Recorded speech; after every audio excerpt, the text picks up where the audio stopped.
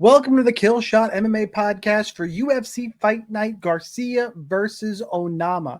And right off the bat, if you're someone hating on this card, honestly, go fuck yourself. I went through this card pretty in depth the last few days, obviously getting ready for this. Is the name value at the top not phenomenal? Sure. Do we have good fights in here that I think are going to be entertaining? I think we do. We see way more finishes than we got at 321. Not that that's a whole lot to talk about here. Garcia is super exciting overall. This is a solid card here. And we get to talk DraftKings. We'll make some fight picks here. We'll do all the good stuff. Do me a favor first. Hit the like button. Share with your friends. Back are the two of us, Sniper and Monk. Monk and Sniper, both back-to-back trips. We did solo shows for DFS Army back together. Monk, been a minute. How you been? And it feels so good, whatever that song is. No, it's great. I'm looking forward to this one. Like you said, at first I was kind of like, what the hell is this card? But like you said, I kind of got into it and it's looking pretty good. Plus there's a pattern here, guys. Every time the consensus says it's a garbage card, it always is exciting. So that's what we're looking forward to here. Plus we only have about a month and a half's worth of fights left before we take a month break. So we got to enjoy a long break. Yeah. The holiday break is long this year. Look, and like I said, name value, I get it. Your names are lacking, but man, you watch regional MMA, it's fun. And this has got a couple pangs of regional on it, I will admit. So plenty of good stuff to talk about, though. You want to join DFS Army, get more breakdowns, all the good stuff, optimizer, projections. Just link in the description. Make sure you join up. Make sure you subscribe to my YouTube channel, Sniper Wins, if you're not already, because I'll do a cash game builder show on Thursday. The GPP shows become pretty popular on Fridays. Been a couple weeks without the optimal, but we went on a crazy hot streak. And really, we haven't done terrible, just still searching for the optimal. And that's okay. GPP is going to have those kind of swings. But I think we have to do some pretty good strategy conversation. Last week, Mizuki got me. I wasn't going to win the GPP last week with basically any Mizuki. So kind of it is what it is. But we'll talk strategy, all that good stuff. Before we get into the fights for this card, last piece of the intro.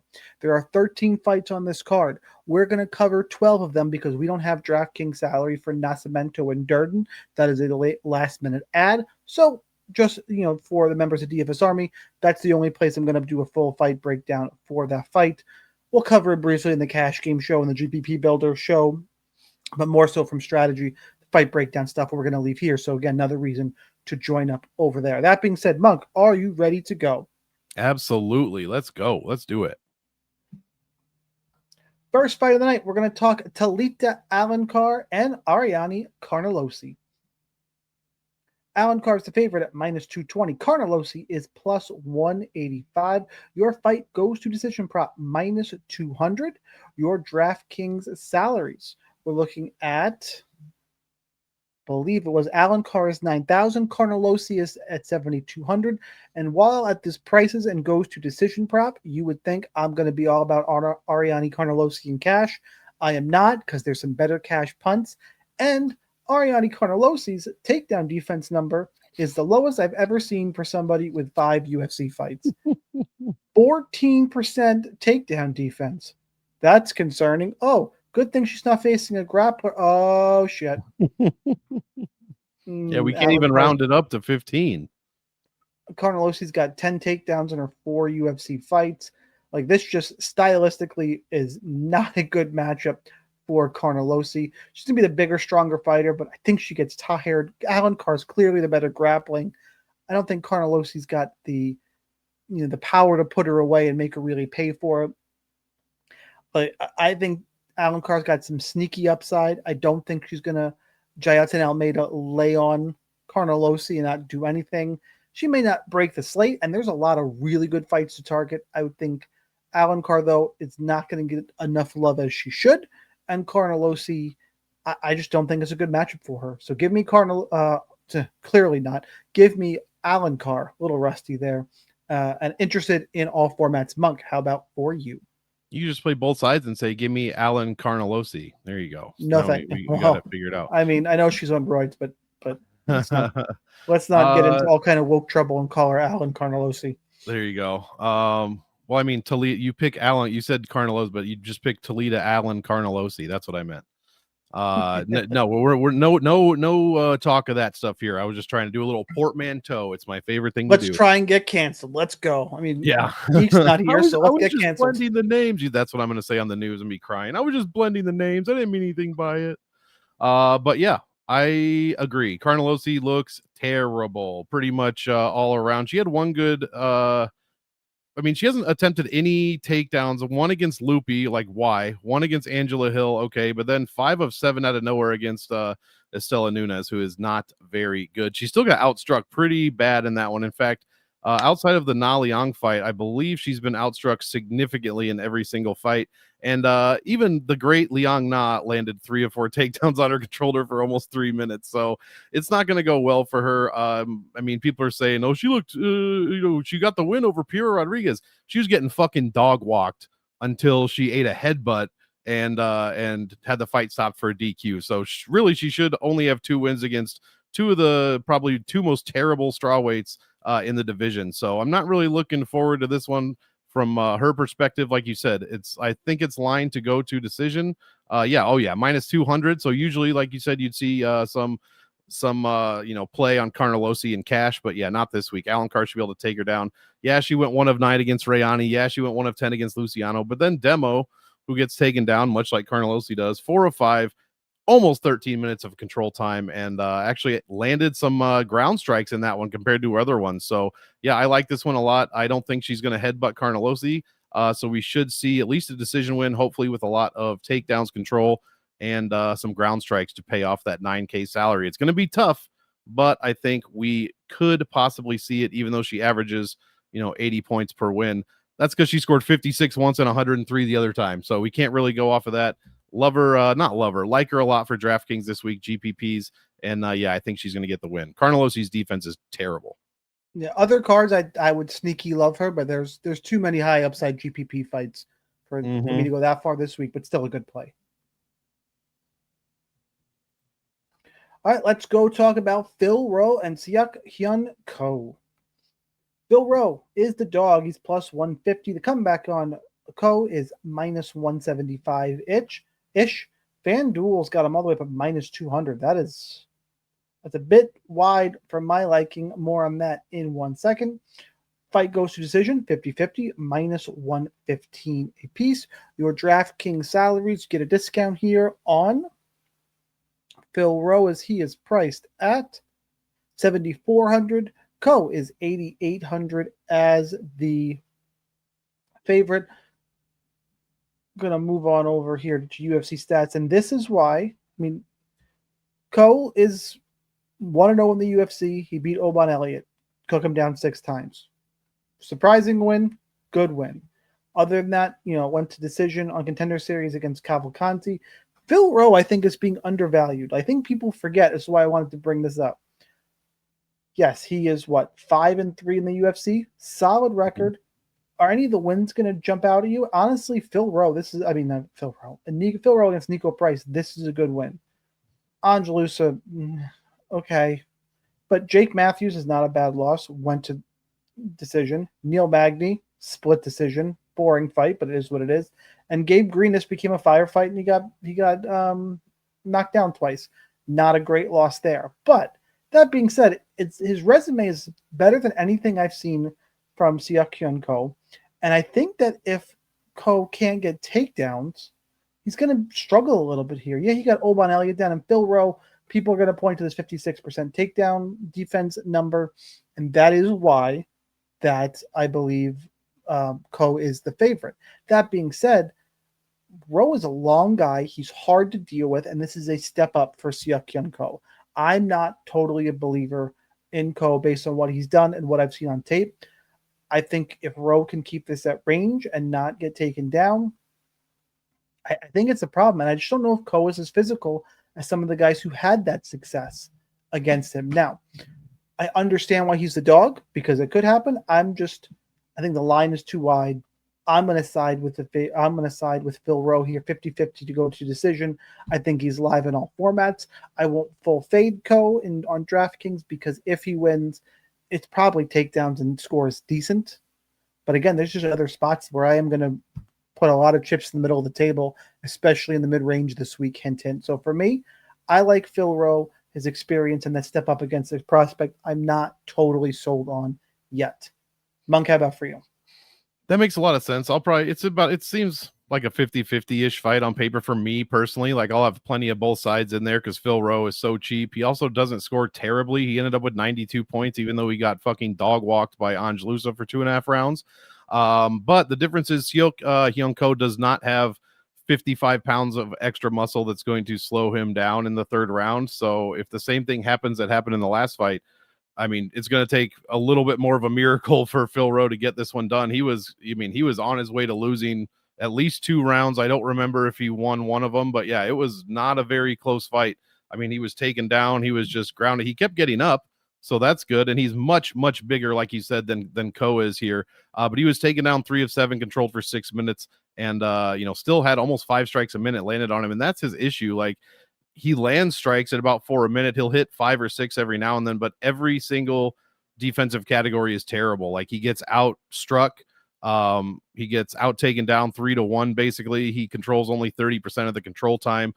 So he's going to have to use that length, that extremely long reach here, which is almost 10 inches at this point, against Ko, to his advantage. If Ko gets on the inside, and takes him down, then that completely cancels out any kind of advantage Rowe would have. So I like Rowe's experience. I think he can win this for sure. Absolutely, he can win this. But if he starts getting taken down, it's not going to look great. He could drop around, maybe even 2, and that's not going to look great for him. The other thing is, lastly, round 2, he lands 5.1 strikes a minute, same as round 3. But in round 1, he's an extremely slow starter, like Cheeto Vera levels, 2.3 strikes a minute, no takedowns, less than 30 seconds of control time. So if Ko is smart, he's going to jump on that round 1 pretty quickly and try to get as much done as possible, because Phil Rowe always turns around. Round 2, he'll start to land more strikes. He'll start to stuff some takedowns a little bit. Even though he does allow a couple, more here and there in 2 and 3, the numbers aren't crazy. He's not even allowing half of a takedown per round. So Ko is going to have his work cut out for him. I think I haven't posted my notes yet, but I've written like 9 of them. I think I picked Ko, but it's super close. And even still, I'll play some of them in DraftKings for that potential wrestling upside. But like you said, he's so unproven. And Phil Rowe, yeah, he only has 8 fights in the UFC, and he hasn't looked great in all of them. His losses are good, like you said. His wins are not good, like you said.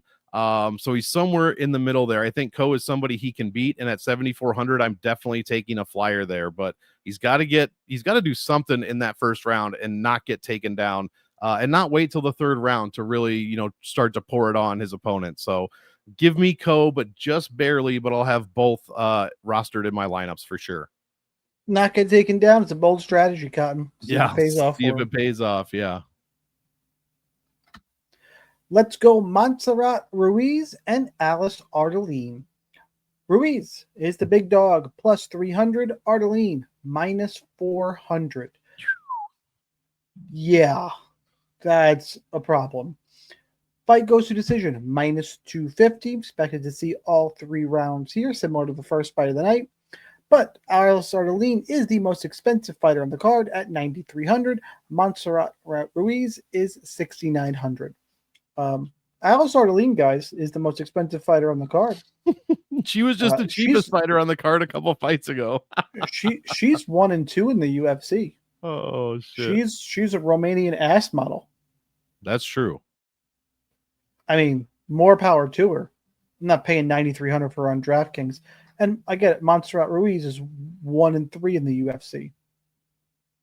Has not won a UFC fight since 2021 against Cheyenne Blismus. Problems. I get it. Totally get it. For the most part, and I know I've said this a bunch, in the first 3 fights, there are a lot, and I promise there is in the intro. Like the whole main card, I want to be overweight on. So that means the prelims, I guess I'm going to be underweight in a bunch of these. And this is that spot, one of the many spots.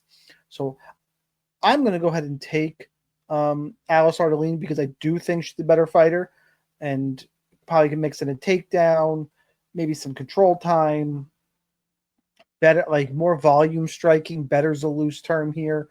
Regardless, I don't want to play much of her in DraftKings. And honestly, Montserrat Ruiz is live. She's fine. 6,900, cool, and is a lock in your cash game lineups. This is the first fighter in your cash game lineups. She's cheap. I think she's a live dog for the price, and you're expected to get 3 rounds of action. Check, check, check. Montserrat Ruiz goes in cash games. I'm still going to pick Ardeline, though. Monk, how about for you? Yeah, I'm going to pick Ardeline as well. I don't like the salary, just like you said. Montserrat is probably the smallest fighter on the entire roster. 5 foot tall, 61-inch reach. It might not be the shortest reach. I think Demo or somebody else might have her by a half inch or so, but nobody else is 5 feet tall. Said. Yeah, there you go. Nobody else is 5 feet tall. Her striking offense is abysmal, 0.79 per minute. She does land takedowns, or at least she did in that Vlismas fight, and that was the only one. I guess, no, she landed one against Amarim. Which why don't know, but yeah, she dominated Vlismas for the most part, who obviously not in the UFC anymore. That said, she landed 15 strikes in 15 minutes, and it was all or significant strikes, I should say, takedowns and then control time with she does a little ground and pound. Well, her version of it, anyways. It still scores points. She ended up with 102, but in her losses, man, it's 3 straight finishes, second round, third round, and first round. She's averaging like 6 points per loss. That's it, and even in that third round win. Or third round loss, excuse me, to Amarim, she only got to 16. Ardeline has volume. She's landed at 6.7 strikes a minute. She's not fighting anybody good, right? So that could mean something, but she is landing volume. She does have some takedowns, and the control time is 91% for her so far. So, 2 of 4 takedowns against Bannon, 1 of 1 against Rayani. So the strength of schedule is obviously better for Conejo. Fighting Amarim and Lemos. The other two don't really matter to me. I don't know, man. It's the scoring losses that is making me tough to want to put her in my cash lineup. I get the sentiment, and I totally understand why, because it is slated to go to decision. But that said, man, Montserrat's been finished in 3 straight fights, and Ardeline has 8 finish wins out of her 10 total wins. So this could be a little sneaky. Honestly, it could be a little bit of a sneaky finish for either side. So I'll have a little bit of Ruiz. I don't know if I can. I'd like to get Ruiz in my cash lineup. I don't know if I can play either one, to be completely honest. But I'll just probably throw them both in some GPPs, and we'll see how the lineup shake out. Nobody is too expensive, like you said. Ardeline's 9,300, most expensive on the card. I doubt Nascimento. Is that the fight we're missing? I doubt that's the one that's going to be. I don't think the odds are such that he's going to be over Ardeline. I haven't looked at him, but I assume he's not a minus 400 favorite. Although he like minus 250 against Durden. Yeah, I was going to say it's like minus 250. It might be close against a guy that loves to get subbed. But yeah, I'm the stat guy. No offensive stats for Ruiz. If you take out that Vlismas fight, it's pretty much all zeros. Like, she's done nothing. But then again, if you take out the Vlismas fight, the losses are Eduardo Mora, Jacqueline Amarie, right, and Amanda Lemos, for fuck's sake. But that said, that's been 21, almost 22 minutes of fighting, and she has landed 14 strikes in those 3 fights. It has not looked great. And in Lemos, she didn't get taken down. That was only a 35-second fight. She didn't land a strike. She's going from one of the scariest fighters in the roster 4 years ago to an ass model. Like, I'm probably going to lose, but it's less scary. Yeah, but the ass model is 1 and 2. That said, on paper, she should. I mean, statistically, if you take what she did against what her opponent did, she barely beat Shauna Bannon, and she beat Melissa Martinez by a little bit more than that. So yeah, those are 2 losses, very close. But she did what she was supposed to do in that. It was 4 strikes in that one, 6 strikes a minute in Martinez, and over 10.5 against Dos Santos. So she's going to throw strikes. Ass model. I do like saying ass, but yeah, she's going to throw strikes. She's going to land takedowns, and Montserrat is tiny unless she finds some sort of crazy combination in the first round or actually lands a takedown of her own. It might be a little bit rough. So I'm picking Ardeline, but like I said, I'll probably just take my chances in GPPs with this one. Fair enough. Ketlin Vieira and Norma Dumont. Vieira plus 143, Norma Dumont minus 163. Dumont favorite. Fight goes to decision minus 350. So go ahead and play the dog Vieira in cash if you want. That will cost you approximately, not approximately, it will cost you 7,600. Norma Dumont is 8,600 on DraftKings. This is my least favorite fight on the card to target. Neither one score very well. This is probably one of the higher level fights on the card for the division, honestly, but it's just not DFS scored. I'm interested in the fight as a fight fan. I think Norma Dumont is going to be able to stop the takedowns, better striker, make Vieira pay on the feet, probably win a decision. And it's really kind of is that simple, but it's hard for me to pay 8,600 for Norma Dumont when the whole, I mean, we haven't got there, but the whole mid-range is fucking stacked, man. Like, the mid-range fights are, and it really is the main, the co-main, and the fight right, and the third fight on the card from the top. Like, I'm gonna have so many fights or lineups with 3 fighters left when we get there. So this is just another one to make room for those. Go ahead, be underweight. I am picking Norma Dumont, and I'm not going to overcomplicate it. I think she's just bigger, stronger, a little bit better, and will be able to neutralize Vieira's grappling. Monk, how about for you? Yeah, I agree. Just a terrible at bat with they walked him, but terrible umpiring in the World Series right away. It's you just got to watch Shohei. This is what he's doing. Is I don't even care about baseball, and this dude is absolutely. For those wondering, we record these on Tuesday. Yeah, sorry, it's game 3. Somebody watching this Friday going, "What the fuck is he talking about?" It's game 3 just started after the 18 inning one last night, and wow, it's you just got to see what's going on. But like I said, I don't care about baseball. What I do care about is this card for sure. I same thing. Norma Dumont is who I'm picking to win. Ketlin does not have good offense, guy. Like, gets outstruck by almost a strike per minute. The takedowns are meh. The control time is meh. I mean, Norma lands more takedowns per 5 and has about the same control time, but she's outstriking her opponent, unlike Vieira, 3.86 to 2.1. So the offensive numbers are just much better. That said, like you said, nobody scores well. Like, Norma does not score well. She averages 84. Ketlin averages 80 in a win. Per losses, it's 28 and 20. Like, nobody's scoring well. The salaries aren't great at 86 and 76. You're not going to get a ton of value unless Dumont puts up like a triple-digit score. But how would she do that? She would need takedowns and ground control time. And Ketlin Vieira, while 63% control and then 90% takedown defense, it's probably not going to happen. Going to be probably a fight that takes place mostly on the feet. And I don't really want any part of that with the minus 340 GTD. So I am totally on board with you. I'm picking Norma to get her, 6th win in a row. This is a big one for Norma here. And yeah, I like Ketlin Vieira, but offensively, she just doesn't look great. And she tends to lose decisions like that. So give me Norma Dumont with not a lot of hope as far as DraftKings goes for either woman. Dante Johnson and Cedricus Dumas, that's who you should hate for faking an injury. I know Dumas got kicked in the nuts, and we're all up in arms about Aspinall, but what is this about Aspinall? I'm so sick of this. He gets fucking 3 knuckles deep in both his eyeballs, and people call him a quitter. Nobody's talking about Cyril Gane not putting it. Like, he got warned. Like, this is infuriating. I can't stand it. I'm if you haven't seen Jim Miller's post about it, you should totally go watch it. It's like, it's always the same people doing it. Whereas Dumas, I'm convinced he loses, he's getting cut, and he knows it, and he wanted another fight, wanted to show money twice, and here we are. That being said, he draws Dante Johnson minus 350. Dumas is plus 285. One of the good ones to target, because this fight ending inside the distance, is minus 700. Holy shit. It's a big one. Your DraftKings salaries for this one. Dante Johnson is 9,200. Cedricus Dumas is 7,000. Yeah, go ahead and sign me up for a bunch of this fight. It's not all in despite minus 700 because I expect all striking, and I'm not sure either guy will be terribly high volume. It likely ends in a finish. Like, I'm going to be overweight. I'm just not going to get 100% exposure. Whereas, hint, I'm going to tell you that later that either Steve Garcia or David Onama should be in every single one of your lineups. Mm-hmm. So I'm shy of that. I still want to be overexposed. I do think Dumas is... I have to be careful with my bias because I do think he's a scumbag. I also don't think he's very good, but he's made some improvements. Dante Johnson, and this is where you have to just run back a little bit of Dumas because, as a reminder, Dante Johnson is making his UFC debut off a Contender Series. And Darren Abbey is Darren Abbey.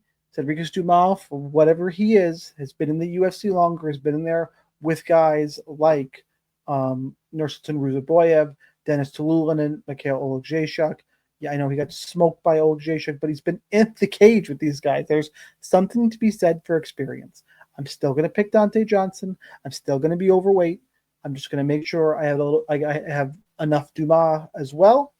But that being said, I do think and hope that this is the last time we see Cedric Dumas in the UFC. Monk, how about for you? Yeah, same. I like Johnson here. In fact, this is one I did write about, and I quoted the late great Diane Keaton from Godfather. This must all end for Cedric Dumas. Please let it end. Let it end with him staring up at the lights because Dante Johnson just knocked his fucking head off. So yeah, I agree. Striking battle. You cannot trust Johnson because he has 6 professional fights and he's coming off the DWCS, like you said, but all 6 of his fights have ended by way of KO, TKO. Actually, all of them in round 2. Very, very interesting. Every single one, unless I put that in wrong, but I don't think so. Looks like all of them in round 2.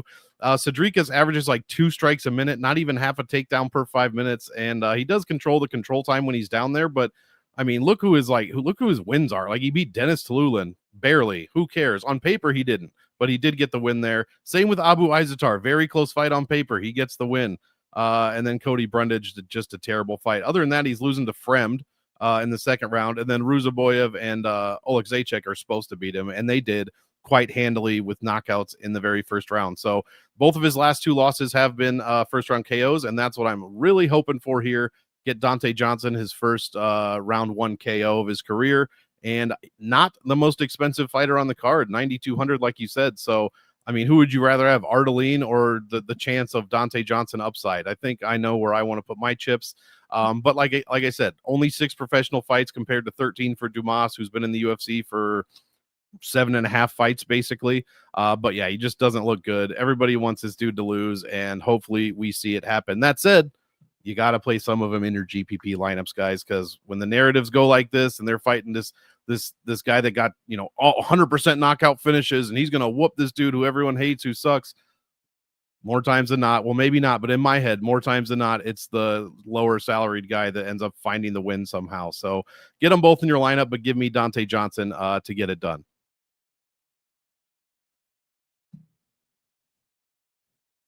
Chang Ho Lee, Timothy Kwamba. Chang Ho Lee is minus 105. Comeback on Kwamba is minus 115. Pretty much a pick'em fight as of right now. That is going to bear worth talking about in a second here. Fight goes to decision is minus 160.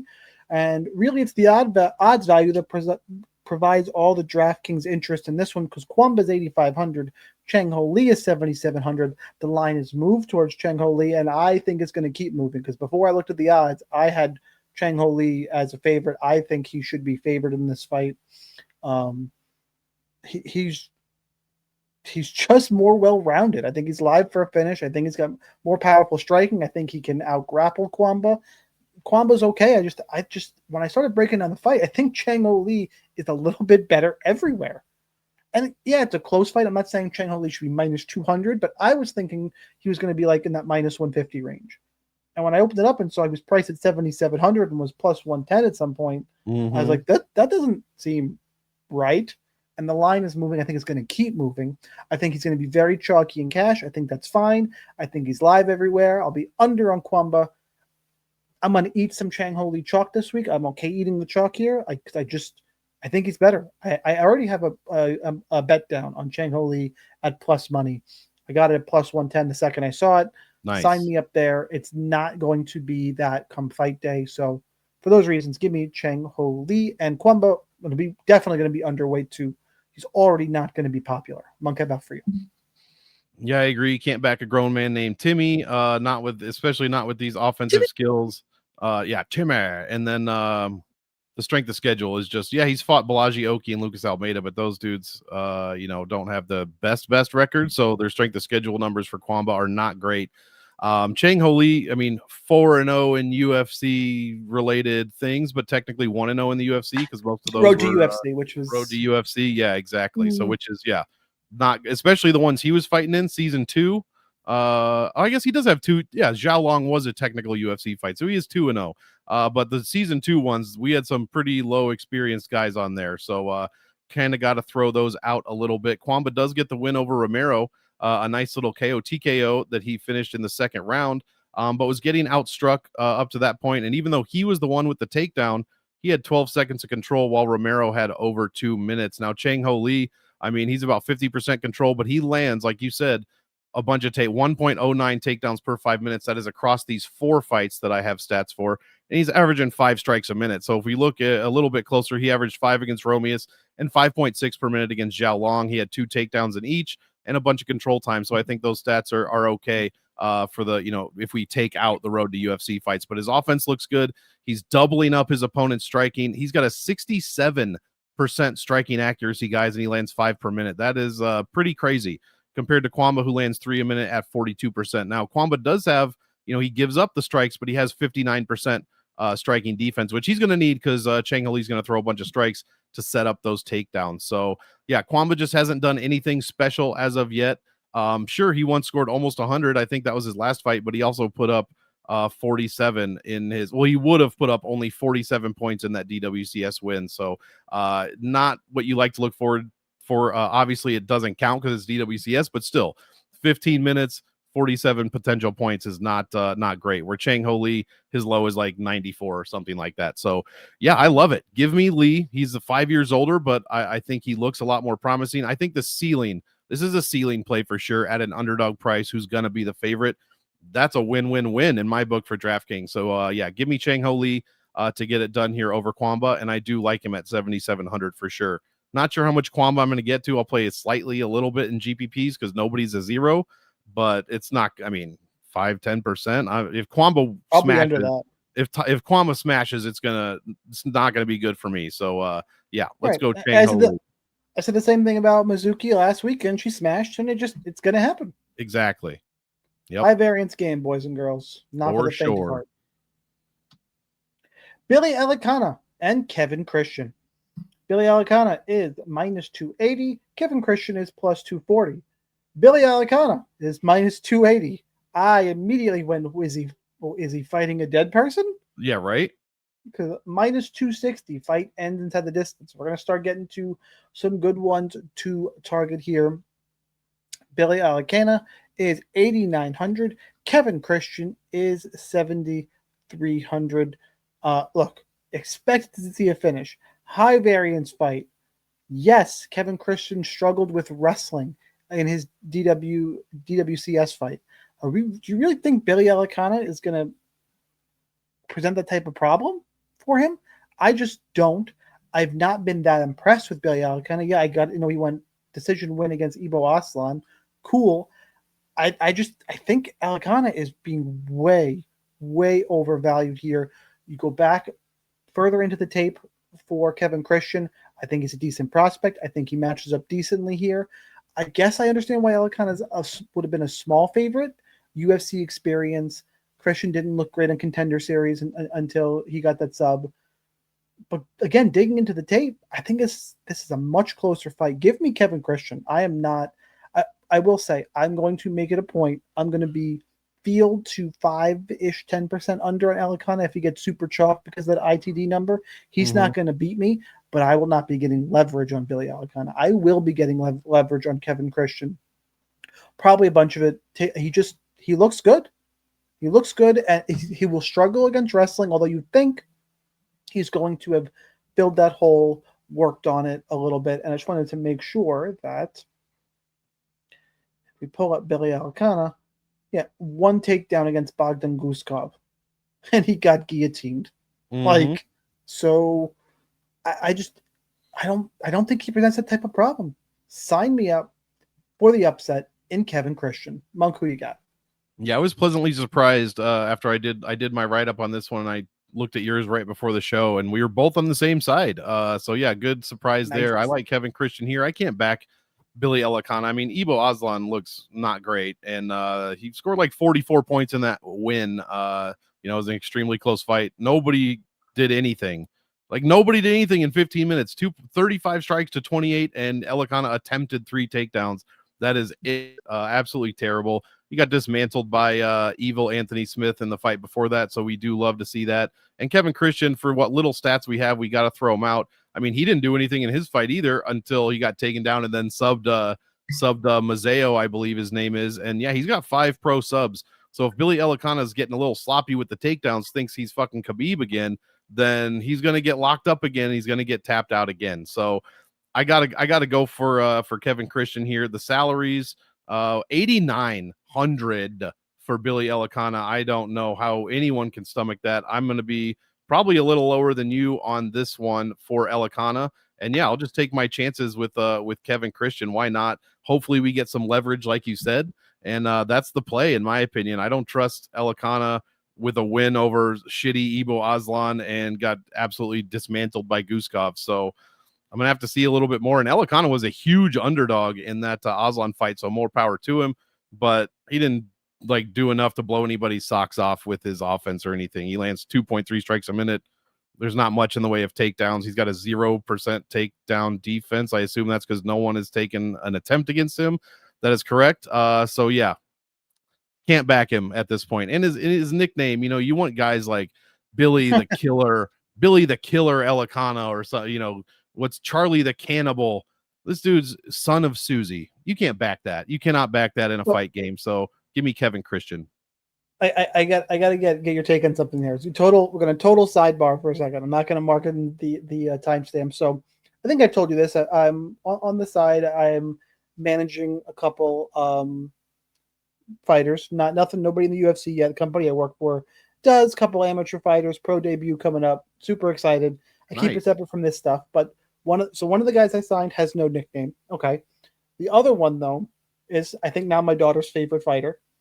His name. I'm going to give him a shout out. Go look his Tapology page. He's a 6-0 amateur welterweight out of Louisiana.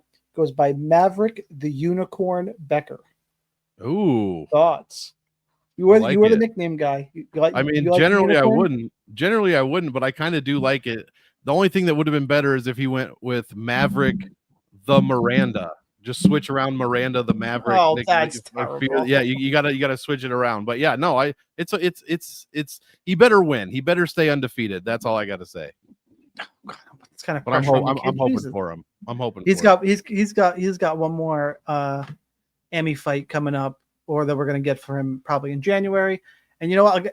I'm just plugging my own shit right now.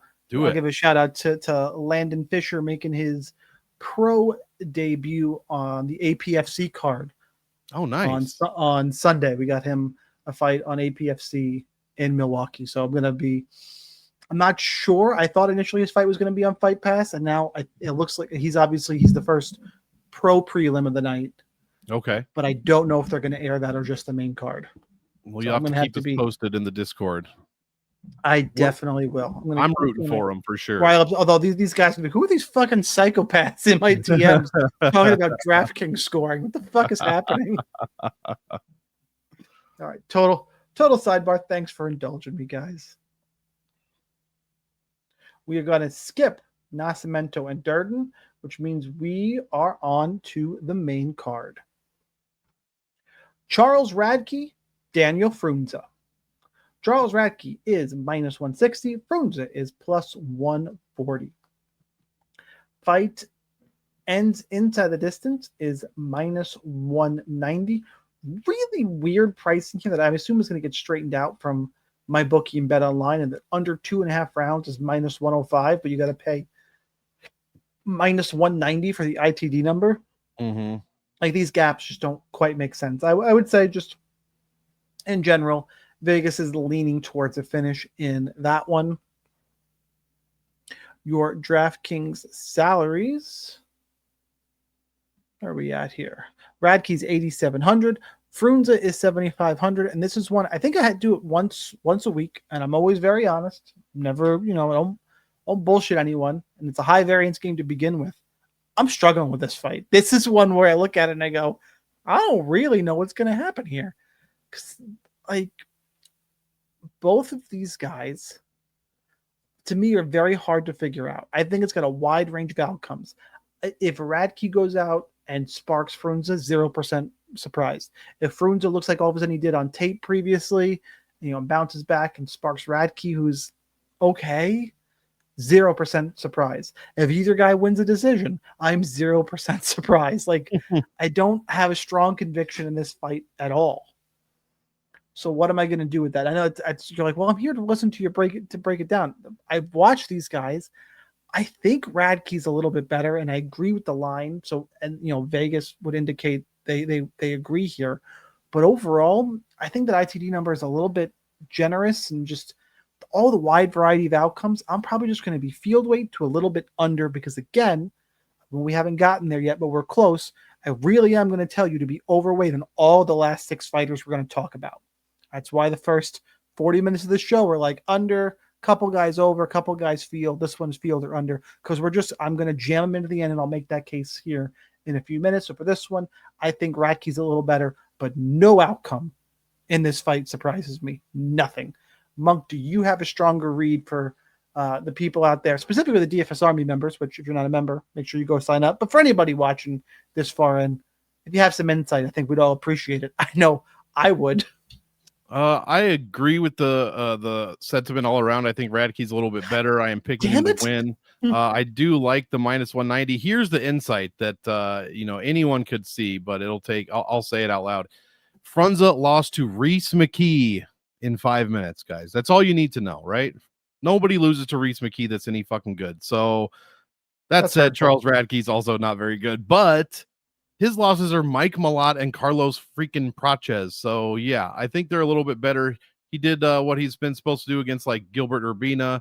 Matthew Semmelsberger was an extremely quick win. He's doing what he's supposed to do against these low-level guys, and I think that's what Daniel Frunze is. That said, he's got 8 finished wins in 9 professional wins overall. Frunze does, and Radke is about 7 out of 10. But their losses, Radke's been finished 3 times, twice in the UFC. He's got 5 losses total, and Frunze has been finished in all 3 of his professional losses. So the 190 ITD line might be a little bit low, because I think somebody's going to get finished here one way or the other. Are you sure though? No, I'm not sure, because anything could happen with Rad. I mean, he could break his fucking hand. I mean, Frunze could look like shit at the same time, and then we just get this terrible like stand-up only type battle, because we're not going to see any takedowns, I assume. I mean, Radke's attempted 6 against, well, we don't call him Blood Diamond anymore because he doesn't have a winning record. We call him Mike Matetha. And then Diamond. Yeah, and then 2 against Carlos Praches is really it. He hasn't attempted any in his other 3 or 4 fights. So yeah, I've got to go with Radke, hopefully by finish. That said, his salary $8,700. It's serviceable. It's not terrible, especially when we're getting that kind of ITD type generosity. And in my opinion, like I just said, it should be a little bit more than that. So I'll have both guys, but I'll have way less Frunze. I won't have much Well, that's not true. I'll have less than Radke, but 75 is a bit much. We'll just see what I can get to. I don't know about ownership. 10 to 20, maybe more, probably more, I guess. I don't know, man. Frunze is a tough one, tough egg to crack here. That Reese McKee fight, he just didn't look good. He got, dismantled. He did land the same amount of strikes, but he did not take the damage the same as Reese McKee did. So give me Charles Radke. Yeah, this is a good one to target for sure. Get both sides. You can't trust Radke, can't trust Frunze, so just play both sides and get a little bit, mix them up with the other guys that you actually do think are going to win, that you think have a better chance than we think here, because it should be a 75 to 25% chance for Radke, in my opinion. But when I look at it, it's more like 50-50 or 55-45, in my opinion. Yeah. I think we agree there. Sorry. Isaac Dulgarian and Yadier Del Valle. Del Valle? I don't care. Dulgarian is minus 275-ish. Comeback on Del Valle is around plus 200. I should care, by the way, but I just am not 100% sure. So I'm going to play it off. Dulgarian the fight is minus 200 to end inside the distance. So really, the last 4 fights are phenomenal. They really, now we're going to start getting to, I want a ton of all of these guys. In this particular fight, though, this is probably the one,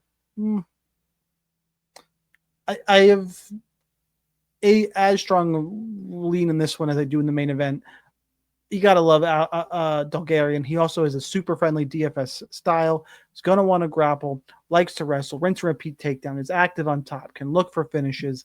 I think Yadier Davali is limited to, he's going to need to land a big strike, which I guess he could do. He's got big power, and Bulgarian is a little bit hittable and has shown, he can be got out on occasion. But I think the pace, pressure, and wrestling of Bulgarian is going to be too much here. I think he's priced up for a reason. Love the matchup, love the spot, like him in all formats. Give me the favorite in Isaac Bulgarian. Monk, how about for you? Yeah, you summed it up, man, perfectly. I think he, the rinse and repeat takedown style, the control time, he does all that work on top, just like you said. Love him for DraftKings this week. And I forget what you said, his price, 9,100. It's not terrible. I mean, it's Alice Ardeline, remember, is 9,300. You can save $200 by playing Isaac Bulgarian here. And Yadier Davali he's looked good, but he fought Connor Matthews. Who cares? And in the DWCS, he fought Montero, was taken down, was controlled a little bit, had 60 strikes landed on him, but he did exactly what he was supposed to do, especially at a plus 120 dog there. He, did everything better than Antonio Montero did in that one. So, but Bulgarians know Antonio Montero, I'm pretty sure. He's landing almost 2 takedowns per 5 minutes. Now, a lot of that did come from that Christian Rodriguez fight, which was on, split decision that he lost. On paper, he definitely didn't lose it. It was a very wide margin. Yeah, he got outstruck, but 7 of 16 takedowns in 9.5 minutes of control is pretty fucking good. So that's what we're looking for here. Rinse and repeat type takedowns. I'm not saying he's on Merab's caliber or anything as far as the wrestling goes, but at least in the first 2 rounds, he definitely could be close. Round 3, in the round 3 that he had, he didn't do much of anything. It was 1 strike a minute. So 5 strikes, no takedowns, and not much of control time. So he's got to get, hopefully we bank points in rounds 1 and 2, and hopefully it doesn't even get to round 3 and we get a finish there. But yeah, I generally like Bulgarian. I mean, it was a bit of a letdown last time, right? He fought Brendan Murat. He was a minus 2,300 favorite, and he got a second round submission in which he didn't score a ton of points. I'm pretty sure he didn't. But he controlled. I mean, he did. He scored 125, but he was 9,900 that week. I mean, that's just a matter. He did what he was supposed to. He just didn't score quite enough. Like, I mean, come on. I mean, but 125, like, dude, I mean, he was 9,900. I don't think we've seen. That's the highest salary we've ever seen. Only I think 1 or 2 other people have had that. So we're way off of that this week. 9,100. I think there's potential to score pretty well. And yeah, if he can get Yadier down, then we're gonna love that, especially early. So I agree with you completely. Give me Isaac Bulgarian. Load him up in your lineups this week. I'm with you, man. Jeremiah Wells and Themba Gorimbo. Jeremiah Wells is plus 110. Themba is minus 130. I think we got an overreaction here to Themba's loss, but okay, we'll talk about that in a second. Minus 155. Fight ends inside the distance for this one, your DraftKings salaries. Not only are the 3 fights at the end of this night high ITD fights, they are the 3 mid-range fights. Yeah. Which means they save you a ton of salary. Themba is 8,400. Jeremiah Wells is 7,800. Themba's going to win a lot of fights as long as he doesn't throw himself into front chokes looking for the wrestling. And guess what he did last time out against Vicente Luque? He threw himself into a front choke. He's going to have to learn, right? Jeremiah Wells, yes, he's got 80% takedown defense, but 80% takedown defense, I went to look at his record and go, well, what wrestlers has he really faced? Well, Court McGee. Well, he finished Court McGee in 90 seconds. That really doesn't apply too much. Carlson Harris shot 1 takedown. Jeremiah Wells, he's decent. Split position against Max Griffin, not a lot of volume. Themba's going to push the pace and get takedowns in this one. I will say the reason why I like both sides, because it's mid-range and salary, is that Themba's there'll probably be an opportunity, unless Themba's made rapid improvements, which it's a hard thing to handicap. Unless he's done that, I think that Wells will have a chance to land a knee as Themba comes in or get a front choke. I think the scoring potential is there on both sides. The way Themba fights, I have a really hard time seeing how this fight doesn't end up on the optimal. I want to be overweight to both guys, but I lean Themba because of that volume and the willingness to look for the takedown, and I think he can get it here. Monk, how about for you? Yeah, I haven't written about this one yet, so I haven't picked. I think I agree, but I think this is pretty close to a 50-50 fight. It's interesting. Both guys defensively are relatively sound. Like Garimbo has allowed barely over 1 strike a minute in 6 fights. I don't know if he had a DWCS fight. No, so 6 fights. And Wells has allowed 1.3. Wells's chin is the issue here for sure. Both of them land over 1 takedown per 5 minutes. Both of them control well over the majority of the control time. It's lining up to be a pretty decent matchup here. And Wells, you said front chokes. Wells has 4 submission wins in his professional career, just 1 in the UFC. So we definitely have to look out for that. But both guys, I mean, Wells starts a bit slow. Both guys, their second round is by far their best round, which could be very, very interesting. So Wells lands more takedowns in the first and third, but Garimbo just smashes the numbers in the second round. It's 2.71 takedowns on average and 3 minutes of control paired with 4 significant strikes per minute. So that second round could be very, very interesting. Now, Wells could potentially be, well, I mean, I know he got finished, but hear me out, could be undefeated in the UFC. Carlston Harris found that submission, but he was getting wrecked. He was getting absolutely wrecked that entire fight. He landed 5 strikes in 12 minutes. He was taken down 3 times and controlled for almost 10 minutes by Jeremiah Wells. Max Griffin probably lost that fight just barely on paper. It was a very close split decision. But once again, the control time match, they both had a takedown and Wells just barely outstruck him. So I don't mind that one.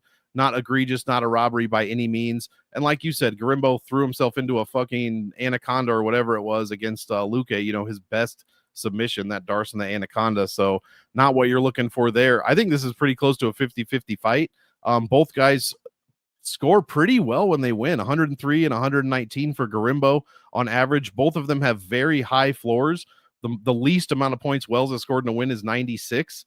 And we get some good salaries here. So I agree. Get both of these guys in your lineups. I may end up, I don't know, man. I may end up picking Wells, but honestly, it's a 50-50 fight.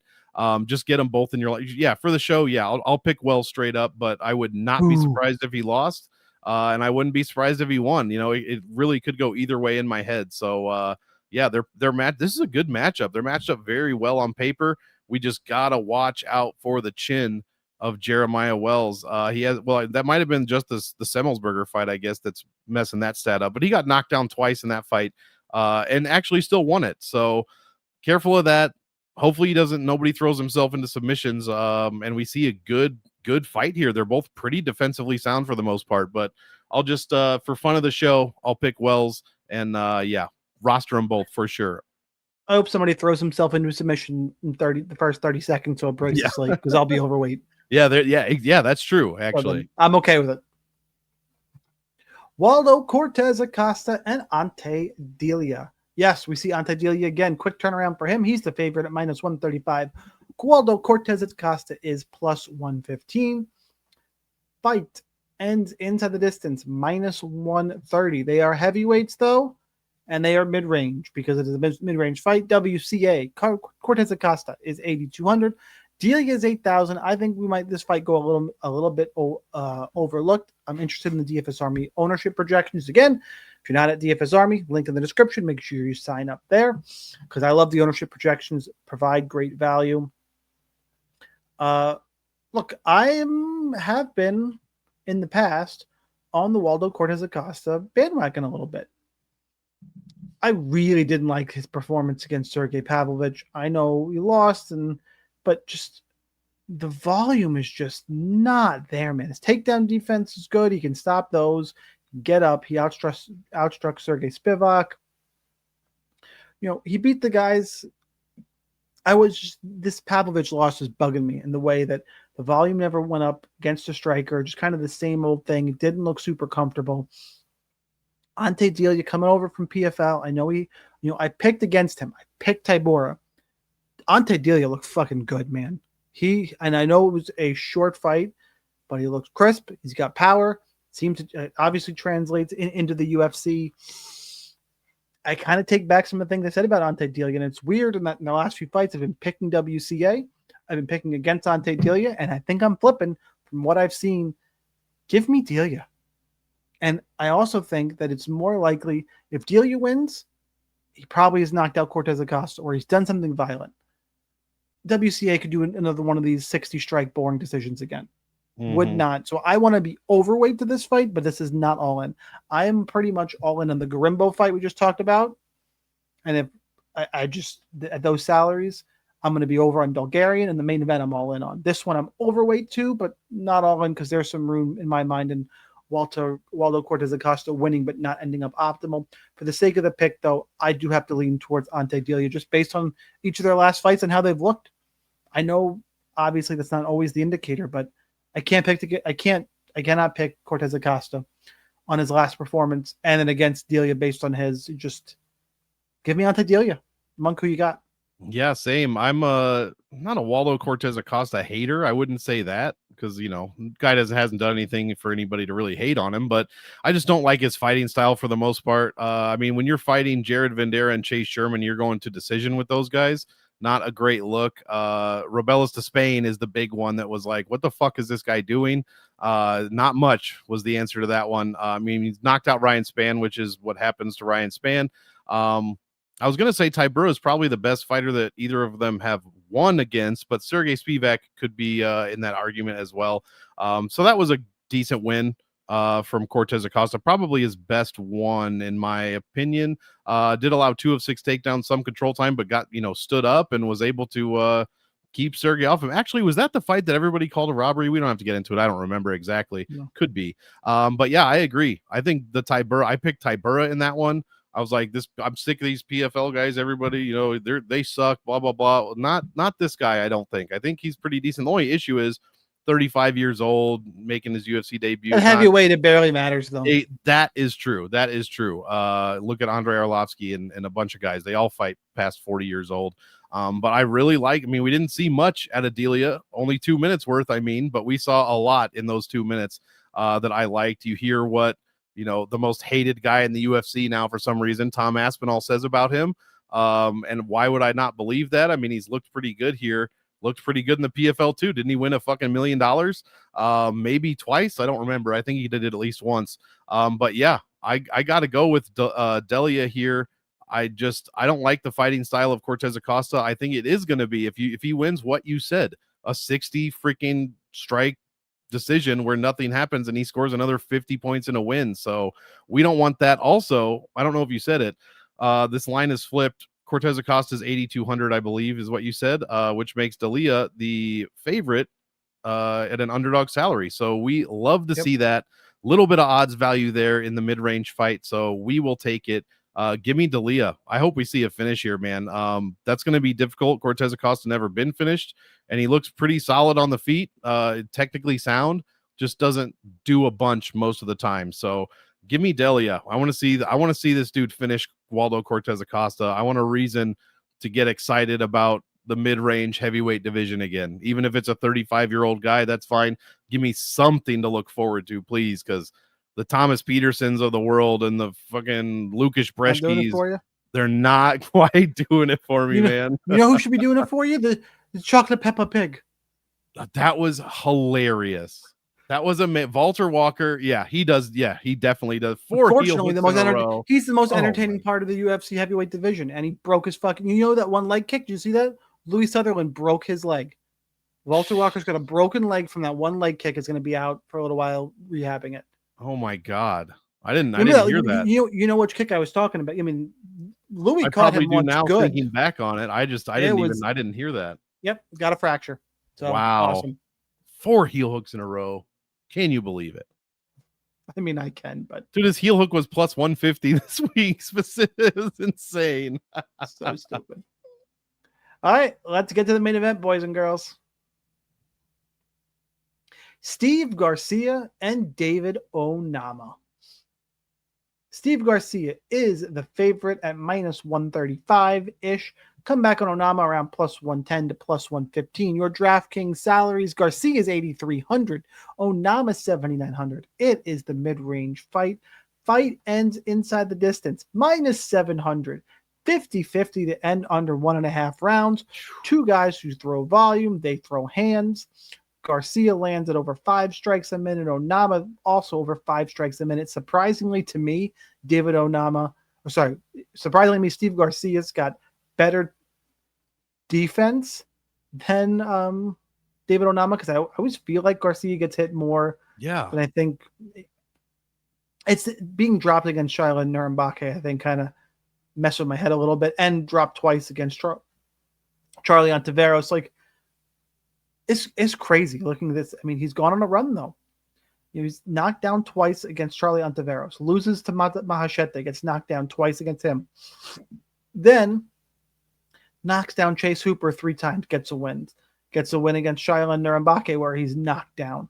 Then proceeds to finish Melquizael Costa, Sung Woo Choi, Kyle Nelson, and then a decision win against Calvin Kattar, where he looked real good. These guys are going to go and throw down. David Onama, on the other hand, I'm sorry, the win over Giga, I've always been a Giga hater. And look, he got takedowns, did what he was supposed to do. Great. Good win over Romero, Pierce. His loss to Landwehr, where he just gassed out. And that was that's the fight that made Nate Landwehr.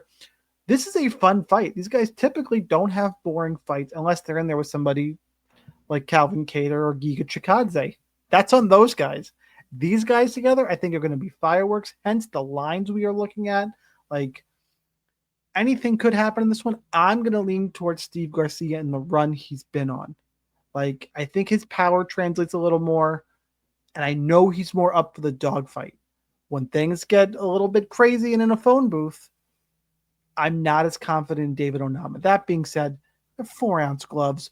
Garcia's shown he's going to get hit as can be dropped. I'm kind of basing my lean on the fact that Garcia can get hurt and come back, whereas Onama can't. But I've never seen Nasrat Hakparas really hurt in a fight before, and he's still waking up. That was one of the crazy, like, it's MMA. These are violent shots with high stakes. Yes, Garcia's been tough, and that's kind of the tiebreaker in this fight for me. I admit it, but anything can happen here. This is all in.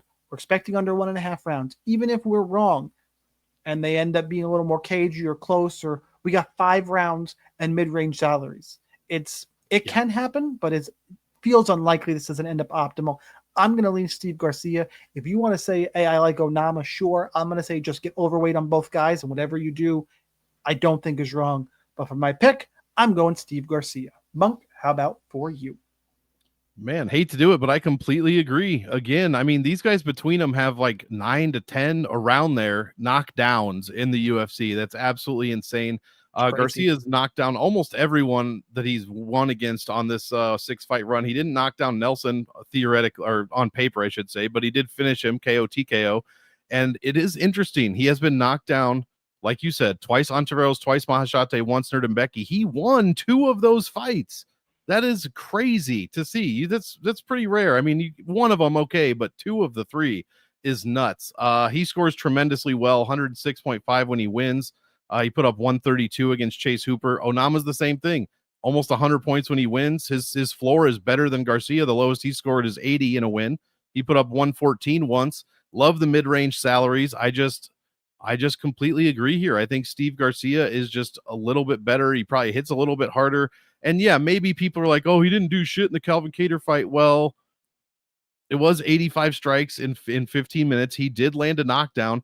And it's Calvin Kattar. And in Steve Garcia's defense, it's Calvin Kattar. This is the biggest name he's fought up to this point. Like, yeah, everybody knows Chase Hooper, but he's not as good of, most people back then at the time of the Hooper fight, you would not pick Chase Hooper to beat Calvin Kattar back in 2022.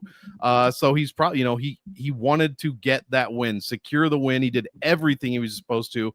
Calvin Kattar, yeah, he might be on his downslide, but he's no fucking scrub, not at all. I mean, maybe Holloway wrecked wrecked him forever, who knows? But Steve Garcia did exactly what he was supposed to do. He won every minute of that fight and looked really good doing it. The Kyle Nelson win is aging tremendously well. Melky Costa win, the Chase Hooper win will continue to age well. He's been looking good, man. And I don't see how one of these guys, I don't see how we don't see at least one knockdown in this fight. Even if it doesn't lead to a finish, we might see multiple. And that's when you start getting up there for DraftKings points. You land with the volume that these guys do, well over 5 strikes a minute.